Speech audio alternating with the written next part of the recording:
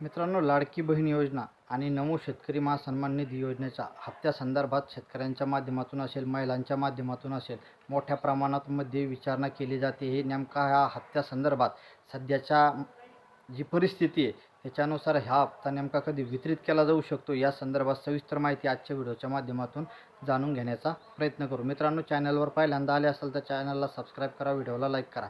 आपल्या या चॅनलच्या माध्यमातून मित्रांनो आपण शेतकऱ्यांपर्यंत असेल, महिलांपर्यंत असेल, योग्य आणि खरी माहिती पोहोचवण्याचा प्रयत्न हा करत असतो. मित्रांनो, यापूर्वी देखील आपण लाडकी बहीण योजनेसंदर्भात माहिती दिलेली होती व्हिडिओच्या माध्यमातून की या हप्त्यासंदर्भात फक्त म्हणजे लाडक्या बहिणींचा हप्ता वितरणासंदर्भात फक्त नोव्हेंबर महिन्याचा हप्ता वितरण करण्यासाठी मंजुरी देण्यात आलेली आहे.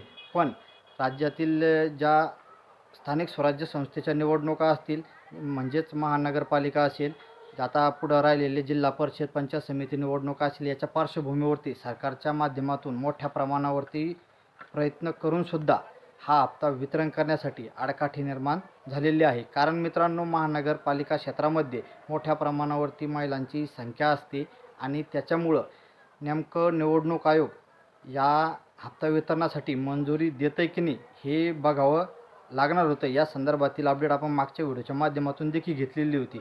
पण अद्यापपर्यंत सरकारच्या माध्यमातून प्रयत्न करून देखील हा हप्ता वितरण करण्यात येत नाही आहे. म्हणून आता असं वाटतं आहे की लाडक्या बहिणींना हा हप्ता वितरण करण्यासाठी जो संक्रांतीपर्यंत जर राज्य सरकारच्या माध्यमातून प्रयत्न जर का सफल झाले तर संक्रांतीपर्यंत त्या महिलांना 2 महिन्याचे हप्ता वितरण होऊ शकतो. मित्रांनो, ज्याच्यामध्ये मग नोव्हेंबर महिन्याचा हप्ता आणि डिसेंबर महिन्याचा हप्ता हा एकाच वेळेस त्या महिलांना वितरित केला जाऊ शकतो.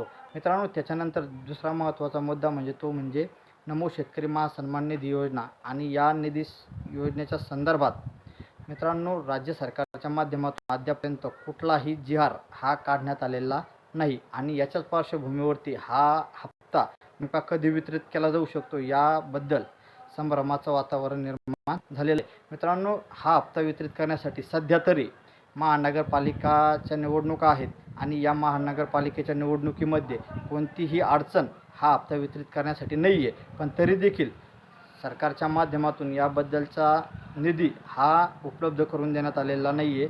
जेव्हा हा निधी उपलब्ध करून देण्यात येईल तेव्हाच नेमकं हा हप्ता कधी वितरित केला जाऊ शकतो या संदर्भातील माहिती समोर येणार आहे. मित्रांनो, जो नमो शेतकरी महासन्मान निधी योजनेचा जो हप्ता आहे हा जर आता या महानगरपालिकेच्या निवडणुकीच्या आचारसंहिता संपण्याच्या आधी आणि जिल्हा परिषद पंचायत समिती याची आचारसंहिता लागायच्या आधी जर का मंजूर करून जर का त्याची ठेवली तरच हा हप्ता 16 जानेवारीच्या आधी वितरित होऊ शकतो. अन्यथा हा हप्ता पुढच्या महिन्यात म्हणजे डायरेक्ट पुढच्या फेब्रुवारी महिन्यातच हा हप्ता वितरण होऊ शकतो. कारण पंचायत समिती आणि जिल्हा परिषदेच्या निवडणुकीच्या मध्ये हा हप्ता वितरण करण्यासाठी आडकाठी निर्माण होऊ शकते.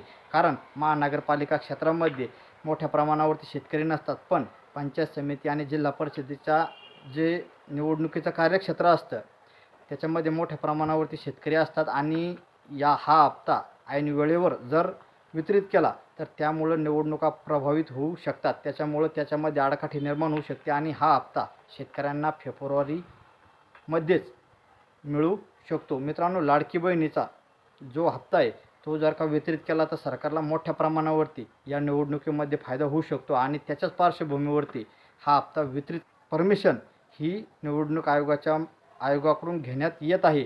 पण त्याच्यामध्ये अद्यापपर्यंत तरी सरकारला यश आलेलं नाही आहे. मित्रांनो, लाडकी बहीण योजनेसंदर्भात 31 तारखेला म्हणजे 31/2025पर्यंत जी KYCची अंतिम तारीख देण्यात आलेली आहे, ज्या महिलांचा चुकीचा फॉर्म भरला गेलेला होता, त्याच्यानंतर ज्या महिलांनी आतापर्यंत लाडक्या बहीण योजनेची KYC केलेली नव्हती अशा सर्व महिलांनी 31 डिसेंबरपर्यंत KYC पूर्ण करावी असे शासनानं निर्देश दिलेले आहेत.